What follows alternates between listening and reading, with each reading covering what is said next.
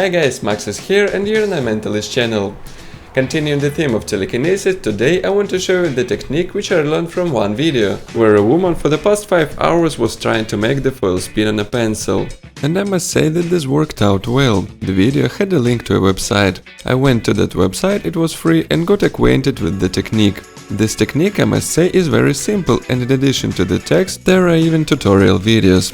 The creator of this website, his name is Trevor7, also has his own YouTube channel, where he occasionally posts videos showing off his abilities in telekinesis, and he teaches the others how to do it. By the way, it turns out he's pretty cool in it, and I'm sure it's not a fake, I believe him. For example, in one video at the same time, he made the object move on the water in the desired direction, the foil spin on the needle, and made to fall down a banknote standing on the edge. In another video, a bulb started to blink in his hand. In the third video, he was able to open sometimes slightly open door. In the fourth video, he was directing the movement of the vane, and in the fifth, he was able to sway the trees in calm weather. Of course, it sounds as well as it looks not very convincing, but if you watch more of his video, you'll understand that it's all true. In general, Trevor has certainly got a lot to learn. And now I'll show you his guide of 3 steps for beginners in telekinesis, which I follow now myself. First, you need to change the way of thinking. You may have heard that the left hemisphere of our brain is responsible for logical thinking and data analysis,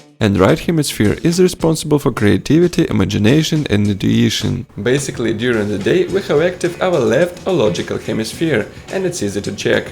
In which direction on the screen is the girl spinning?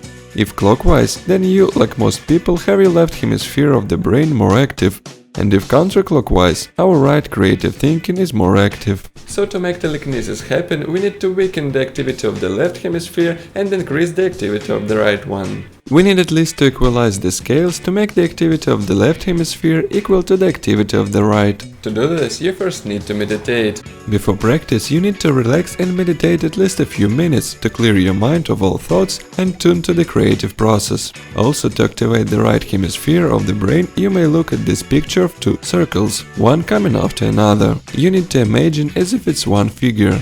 Expand your gaze and allocate the focus of vision in 2 circles. They should become 2 crescents facing each other.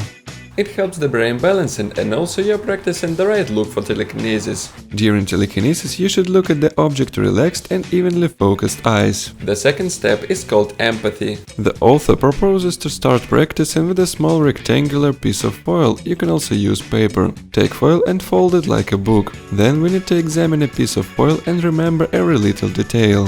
Imagine you're a 3D scanner that should be able to exactly reproduce the piece of foil in your imagination.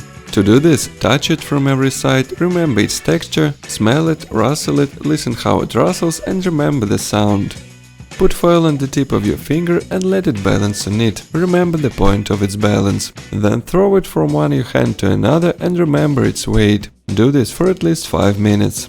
After that, sit comfortably, put the foil next to you, close your eyes and begin to meditate. But in this meditation you need to include your imagination and imagine yourself in the place of foil. Imagine what you would feel if you were a piece of foil in motion. That is, if you have a goal to make a piece of foil fall, imagine what you would feel if you were a falling foil. This will be empathy. You must experience everything by yourself. Sounds a little crazy, but you need to do it. After several minutes of such meditation, still with closed eyes, imagine what you are going to do with the foil with the help of telekinesis. For example, you can imagine that you push the foil using your energy and the foil falls to the ground without your touch. Repeat until the image becomes as clear as an HD TV screen, or like you see a very clear dream.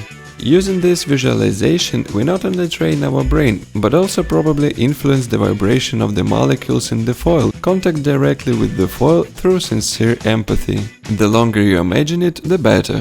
Then open your eyes. Now again you have to train your brain, but with open eyes this time. Set a foil in front of you, and so that it could fall from the slightest breath of wind. To do this, open it more and more and check to see whether it can fall from a light touch of your finger.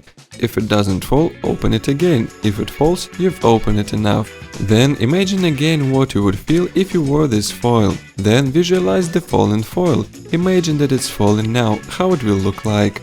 Then imagine that all this information and your intentions are coming down the arm into your palm and then directly into the goal. Of course, at first the foil will fall under the influence of wind from the hand, and you may think that you're just fooling yourself. But it's actually a very important exercise, because in this way we train our brain. No matter that it's fake, we need to teach our brain to the fact that we can influence an object without touching it, so you will learn telekinesis faster. After each time, do less and less movements with your hand, and only after the foil will fall with minimal hand movement, you can try telekinesis without hands. To do this, relax, quiet your mind and emotions. Using the same method, we don't transfer our ideas, feelings and intentions in hand, but we project them right into the foil. And don't try to do it with perseverance, do everything relaxed and at ease. In order to succeed, you need a lot of practice and even more patience. Sometimes the foil can slightly quiver before falling. This means that you are close to success. Try to open the foil even more and keep practicing.